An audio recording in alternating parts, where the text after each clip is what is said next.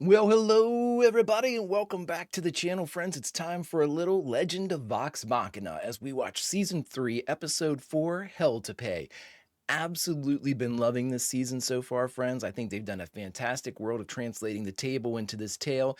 I can't wait to see what they do with this one. Before we get started, though, if you could do me a huge favor, hit that like button, smash that subscribe, ring that bell for notifications. It greatly helps out a small channel, and it allows me to alert you next time we go live with the Legend of Vox Machina. And of course, if there's anything that we do that you would like early or in its full-length format, the link to our Patreon is in the description, my friends. But all that is then, and this is now. And now it's time to once again dive back into the party dynamic of the Legend of Vox Machina as we watch Season 3, Episode 4, Hell to Pay. Prepare to engage maximum warp reaction. And away we go!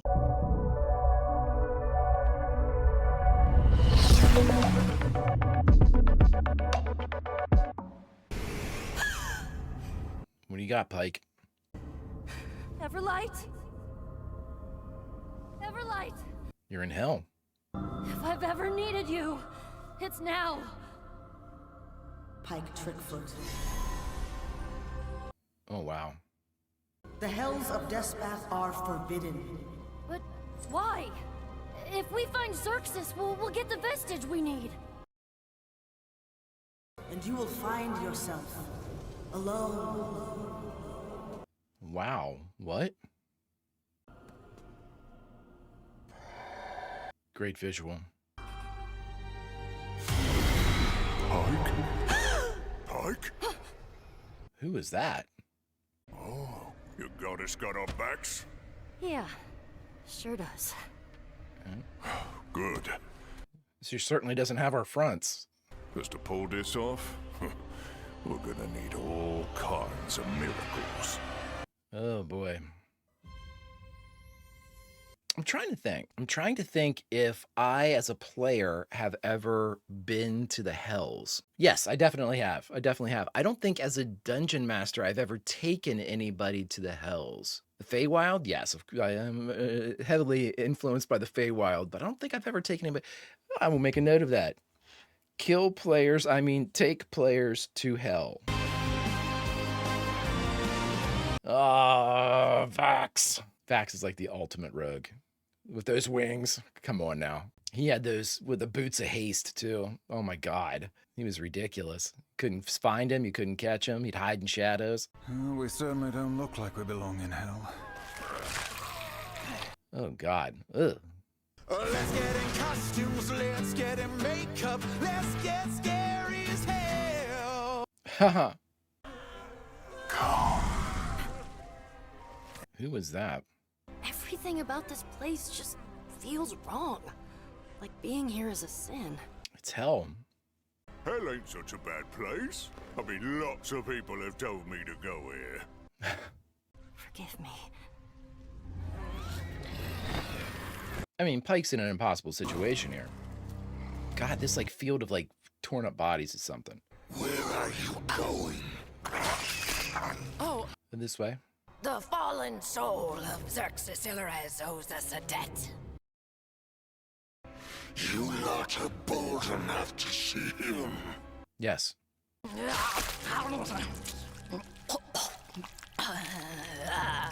fuck? The fuck? Keel is going to immediately vomit. Yep. Oh, for God's sakes, man. We get it. Hell's bad. We're looking for someone named Xerxes. Ah. Finally. Is that him? I don't remember this guy. Well, at least Team Draconia is having a nice quiet time in the snow. Oh yeah, yeah. It's a hoot. It's a vacation spot. No problems at all here, as we're being attacked by an ancient white. I still maintain it would have been safer to drill our way out. Yes, but my way was cooler. I could have made it cool. I could have made it cool. Can you hear me? Kima! We gotta be careful here. I'm going to tear that fucking dragon to pieces. All right, I like the attitude. I like the motivation. I think I'll wait here a sec. You guys keep searching. Pike, I mean, separating in hell? Yeah, that sounds... Maybe the Everlight was right. We shouldn't be here. Come on, cleric. Please, redeem this woman with your healing light. Oh boy. Hammering a spell. I can't concentrate with all this screaming! Damn, Pike. Oh, good, the entire city. Gotta move, Pikey! Yeah, pick her up and let's go. My buddy loves clerics. It's because of this type of stuff that I'm not real... I don't share the same love. Guys, down there! Yeah, okay, so Xerxes is manipulating her. Nice, buddies! I thought I remembered there being like a big like Balrog or something. Balrog. What are they? Oh, look at that!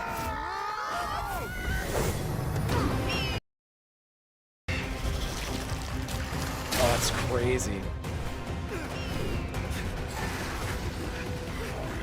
Okay, this is not good. Fuck me, it's gonna be close!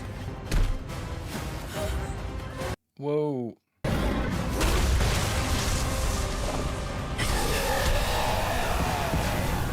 Wow.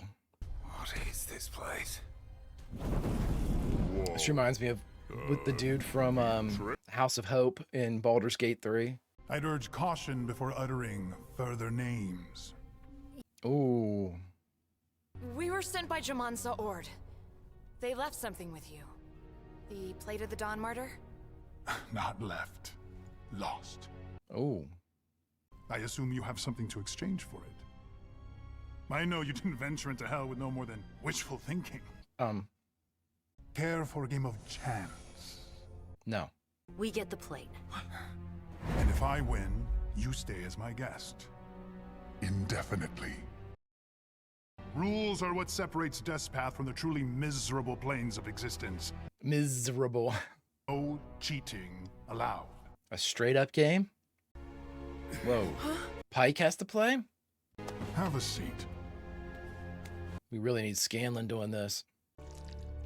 Oh, Pike. Ooh.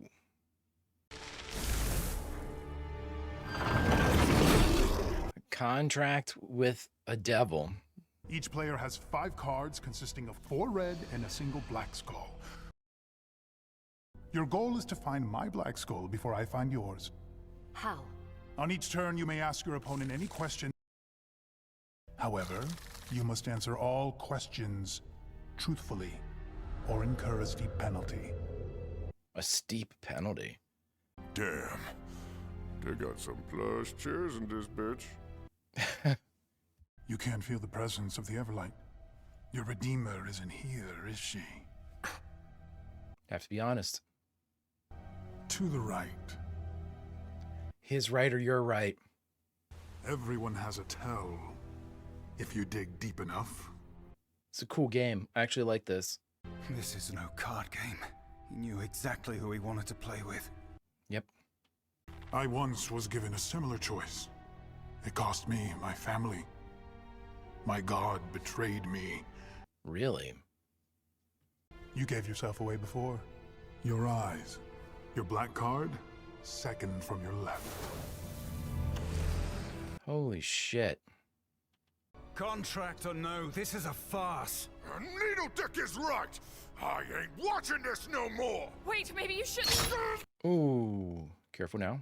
Pike Trickfoot, you are now bound to this sanctum and the service of the fallen knight for eternity. The Fallen Knight. Oh, wait a minute. Is this the guy from Calamity?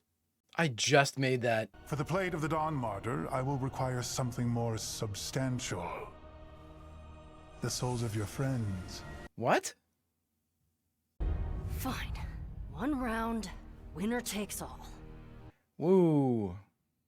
Have you ever wondered if the Everlight needs you more than you need her? Never crossed my mind. What? Lying to yourself, Goodness, that's a new one. Oh, a steep penalty. Which card is your black skull? Interesting approach. Since I cannot lie, I'll tell you. It's the one in my hand. Oh, shit. Do you ever wonder if your life would be better without the Everlight? Yes. You have to say it. Yes. Doesn't sound very faithful to me. Your left card. You got one choice. You got... Very well. Treat this as a last indulgence. I come from a time 1,000 years ago. It is. Before... The world was ruled by magic. Like you, I protected my home. Oh. A member of the Brass Ring. A group similar to yours. And also like you, I assumed the best in them. Xerxes. I can't believe I didn't know it was you, dude. If you haven't seen it, it's one of the best things the Critical Role's ever done. Brendan Lee Mulligan. For my folly, I watched my husband and son fade with the rigors of time. Oh. Free of me. As if I never existed at all. Oh my God. But there is no difference between the gods above and below. They all lie! Oh my God. Oh my God. Okay. I think I have it. Do you wish your family was here? Oh my God. Answer my question. Do you wish they were here, suffering with you? No. He's gonna... Answer me! Of course not! Zoom. Two of them are gone. Everyone has a tell if you dig deep enough. That one. Nice, Pike. Well played, Pike Trickfoot. That was more devious than I expected. Nice. We all have blind spots. There it is. Put it on, Pike. It's yours. Aw, only Pike gets a souvenir? Anyone else ready to get the fuck out of here? So say we all. So say we... It bears my mark. You'll need it to get safely through Death's Path. Yank, show them the door. Show them the door. The seed of doubt has been planted and will fill her heart with vengeance as we watch it grow. Leave her. Kill the rest. We are his blood. What? Oh, what are the chances that isn't for us? Get out of here, guys.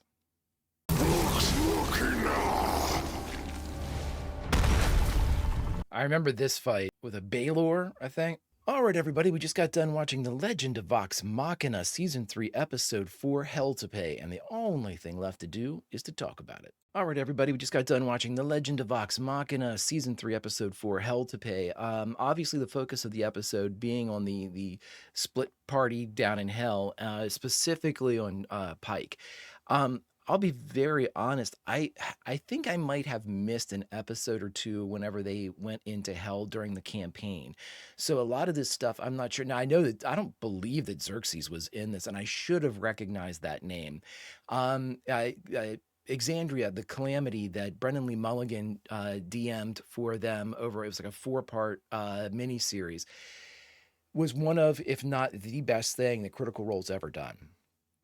Which is strange to say because Matt Mercer wasn't at table or anything. Brennan and the players wove together such a tale of the ending or the calamity, the big apocalyptic kind of, you know, series of events and things like that, without giving too much away, that happens to the land of Exandria, 1,000 years ago. And so seeing him again, it was I highly recommend. I don't want to get into too much of what went in because that is such a great show. And it's a lot. It's 4 episodes and they're, a couple hours a piece, but I can't stress enough how the payoff is well worth the investment, my friends.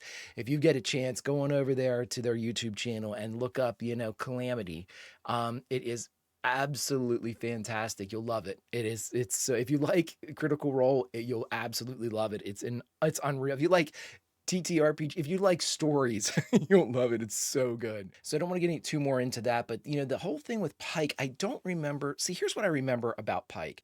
During this time, Ashley Johnson, who plays Pike, was in and out of the lineup on the table because she had commitments to be in Blind Spot. I think that was the show that she was in, and she was filming in New York, and so she would be gone for extended periods of time, and then she might be able to like zoom in, or base Skype in. And then when she'd be back in LA, she'd be at the table for a time or two or something like that, or whenever they were on hiatus, she'd be there, but then she'd be gone again. So Pike, the character, had a very kind of weird, because of this kind of, pulling out of the party, going back into the party.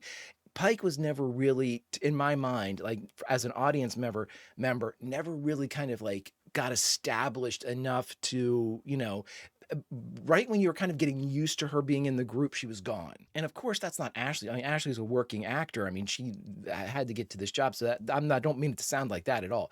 But it's like, as the character was kind of pulled in and out, the dynamic would shift and change, and the other characters would go through a lot of stuff, and then Pike would kind of be reinserted. And you could tell Ashley's a great actor, but she was trying to figure out, like, okay, where is everybody? She was watching stuff, but, as far as their portrayal and their, the actual performance of being a character, she was like always kind of playing catch up, and by no fault of her own, and she did it wonderfully. It was just the character of Pike suffers because, the ability to contribute as soon as she sat back down to the table was negated because she had to kind of catch up before she could effectively contribute to the conversation, the moment, the scene, whatever it would happen to be. And it was because of that I never really found too much. I always enjoyed Pike. I always loved when she would show up because I like Ashley so much. But the character of Pike was just very disjointed for me. Like Mercer would do, he did some great tricks. During the Briarwood arc, especially whenever she was back, they desperately needed her for the Briarwood arc because of, dealing with undead and vampires and shit like that. You need a cleric around for that. Absolutely have to have like a holy character, a cleric or a paladin or something like that. He actually had her astral projection, I believe what it was appeared, which was like Pike's body was Helen gone from Cartagena, but Pike as an astral projection was able to join, cast spells, do stuff like that, interact and talk. So that was one of the ways it would do that. You just kind of float in and out of the narrative. And so I don't remember this crisis of conscience that she had with her god. I remember towards the end, I don't want to give too much away here. Towards the end, there was kind of a party-wide type of like moment of faith type of thing. And I won't touch any more on that because I'm sure they're going to use that at some point. But I don't remember they're like kind of in the moment, in the mission, especially this for the Dawn Martyr plate. I don't remember there being like and I'm sure I'm wrong about this because again, I think I missed an episode or two when they were down in hell. And I just don't remember this crisis of faith that Pike had. And it seems to have occurred before hell. Like she's been having problems, early and often with the Everlight. For that very reason that I explained, the table content, the stuff from the actual campaign for Pike is greatly reduced from everybody else. Everybody else has a full campaign, for the most part, has a full campaign to be able to pull from and all these stories and interactions, and Pike didn't. And like I said, because Ashley was kind of always playing catch up a little bit, there was no way to kind of like have a Pike specific story because Matt really he would try to fit things in, he would try like with her uncle and things like that. But, you couldn't get into something really meaty, like a Briarwood arc, the Briarwood arc being Percy, this whole kind of, backstory on the Derolos and, basically how Whitestone and everything was kind of taken over. And we all saw that in the actual show here. But that's what I'm talking about, like a Percy specific. And then you had Grog and Grog with his former tribe and that whole story, that we had. Everybody got their moment. Everybody will get their moments to kind of like really have their tale. but I don't remember Pike having one of those. I don't remember Pike, like beyond like her uncle and things like that. I don't remember her having like a big story. Now, I could be completely misremembering a lot of this stuff. And, please correct me if I'm wrong. Be like, don't you remember this? And I'll be like, oh shit, because my Swiss cheese brain, I'm sure that I am forgetting something, but something to the size of a Briarwood arc, I don't remember that occurring. And so, they have to do something here in the show to kind of give Pike that moment, to give her the ability to have a fleshed out story like a Percy or like a Grog, to be able to, like Scanlan, with Kaylee and everything, to be able to have something beyond just being a member of Vox Machina. You have to be a living, breathing character. And I think this episode really did a lot to kind of advance Pike, more so than maybe the campaign or the table ever did, to give Pike something going forward that will be her revelatory story, that will be the backstory akin to a Briarwood arc that Pike needs. And I appreciate them going that extra mile, because they could have easily just kind of brushed that under the rug and been like, oh, well, Pike has a crisis of faith, but it's over now, and we're on our way. And I don't think many people would have been too upset about that. But again, if you're going to give us an arc with Pike, I'm all for it. I'm absolutely all for it. I think these characters are way too good to have anything kind of slip through the cracks, and I would never even begin to think that this creative team would allow that. And so I should have really known that they would go out of their way to kind of augment Pike's story off the table with the kind of new material. And I'm not sure if they're doing that or will do that, but I'm saying it looks good. It looks good for a trajectory for Pike, to let us learn more about Pike, because these earlier episodes, especially like these earlier moments and scenes, did not have Pike in them very much at all. And so, I mean, you want to be able to put Pike into places that she wasn't in the story, in the campaign. She did go to hell. I do believe I remember her going to hell with them. But again, the story was lacking with Pike. And if they're going to make that up, more power to them, and a tip of the old cap. Great job again, Critical Role. Friends, if you could do me a favor, hit that like button, smash that subscribe, ring that bell for notifications, and you'll be alerted next time we go live with The Legend of Vox Machina or any of our sci-fi fare. And of course, if there's anything that we do that you would like early or in its full-length format, the link to our Patreon, it's in the description, my friends. But all that is then, and this is now, and now it's time to say goodbye. But where should we say goodbye from? Well, friends, I say we say goodbye from inside Xerxes' lair, inside the sancta sanctorum of this 1,000-year-old devil. And I say that we say goodbye, not during the card game, or not during the initial interaction, or not even when they're saying goodbye. I say we, as an audience member, say goodbye after, when Xerxes returns to his throne room or sits down in his very plush chairs that Grog likes. What is the look on his face? Is he thinking of his husband and child? Is he thinking of revenge? Is he thinking like a devil or a fallen knight? We might never know the answer to that question, friends, but if we ever do find it, I hope we find it together. Vulcan roll, and I'll see you.